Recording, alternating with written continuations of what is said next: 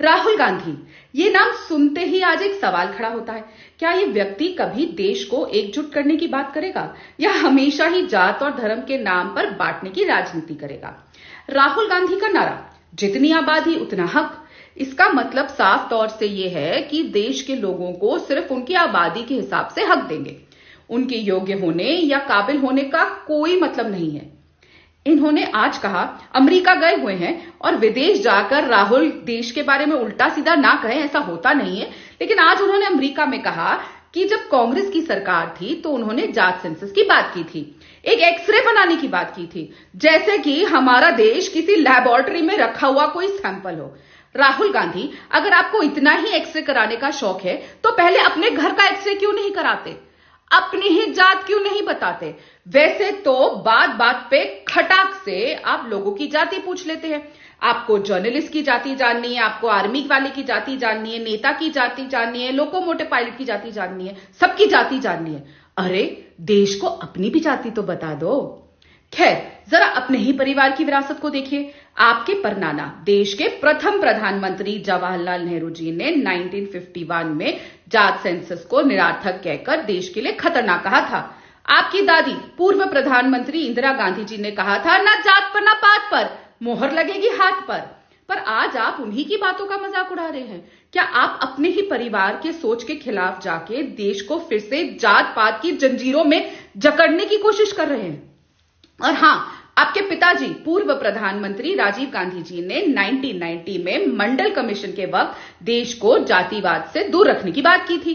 उन्होंने कहा था कि देश का लक्ष्य एक जात मुक्त समाज होना चाहिए। पर आप क्या कर रहे हैं? आप तो जात को लेकर राजनीति कर रहे हैं, देश को बांटने के काम कर रहे हैं। सबसे बड़ी बात यह है कि आप जात और धर्म के नाम पर देश को बांटने की पूरी तैयारी कर चुके हैं। आपकी हर बात, हर नारा बस एक खोखली राजनीति है। आप भारत को जात के इस चश्मे से देख रहे हो, पर देश को एकता की जरूरत है, ना कि आपके इस बकवास एक्सरे की। और अब सुनिए, आप जो ये जातिवाद का जहर रेलवे जैसे संस्थान में घुसा के आए हैं ना, मैं सबको याद दिला दूं कि कुछ दिन पहले राहुल गांधी ने रेलवे के लोको पायलट से मुलाकात करके एक शर्मनाक बयान दिया। इन्होंने लोको पायलट्स को महादलित कहकर रेलवे में भी जात पात की भेदभाव लाने की कोशिश की। वो बोले कि रेलवेज ने एक जात व्यवस्था बनाई है, ऊपर राजा महाराजा और नीचे अलग अलग जाति। लोको पायलट्स और ट्रैकमैन को इन्होंने जात के चश्मे से देखा। भाई वाह, अब काम के आधार पर नहीं, जात के आधार पर नौकरी और आगे की बातें होंगी। लेकिन जो ऑलरेडी काम कर रहे हैं, जो ऑलरेडी वहां पे पोजीशन में है, उनके लिए आप नई जात क्रिएट कर रहे हैं, वहां पे भी कास्ट सिस्टम लेकर आ रहे हैं। लोको पायलट्स को आप महादलित कह रहे हैं, किसी को राजा कह रहे हैं। राहुल जी, रेलवे इस देश का सबसे बड़ा एम्प्लॉयर है, जिसमें सभी जात धर्म के लोग मिलकर काम करते हैं। आप जैसे नेता अगर ऐसे बयान देंगे तो देश को और बांटने का काम करेगा। आपका ये बयान देश की एकता को तोड़ने वाला है। जितने लोग आपकी इस बकवास बयान को सुनेंगे वो देश की एकता पर शक करेंगे।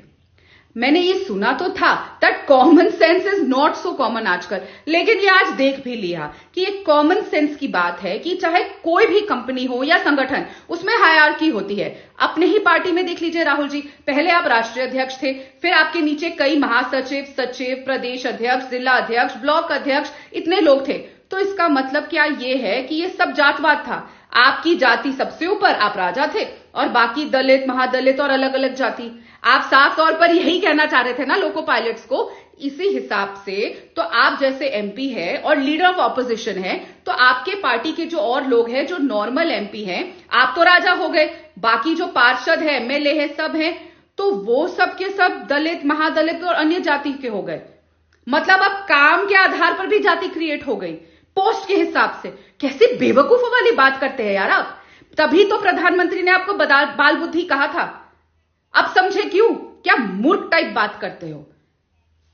बताइए, देश की सबसे पुरानी पार्टी के मालिक और लीडर ऑफ ऑपोजिशन हैं और पीएम बनने के सपने देखते हैं। हद है, कहां लेकर जाते ये देश को? अगर जीत जाते तो ये ऑलरेडी समझ आ रहा है। राहुल गांधी, देश को बांटने से पहले अपने घर का एक्सरे कराओ। देश को आपकी जातिवाद सोच की जरूरत नहीं है। हम एकता चाहते हैं, प्रगति चाहते हैं। आपके पिताजी ने कहा था, फिर याद दिला रही हूं, इस देश को जात से मुक्त करना हमारा लक्ष्य है। दोबारा सुना रही हूं, इस देश को जात से मुक्त करना हमारा लक्ष्य है। स्वर्गीय राजीव गांधी देश के प्रधानमंत्री आपके पिताजी का बयान है और आप इस देश को वापस जात के गड्ढे में धकेल रहे हैं। ये भारत आपकी इस बकवास पर नहीं चलेगा।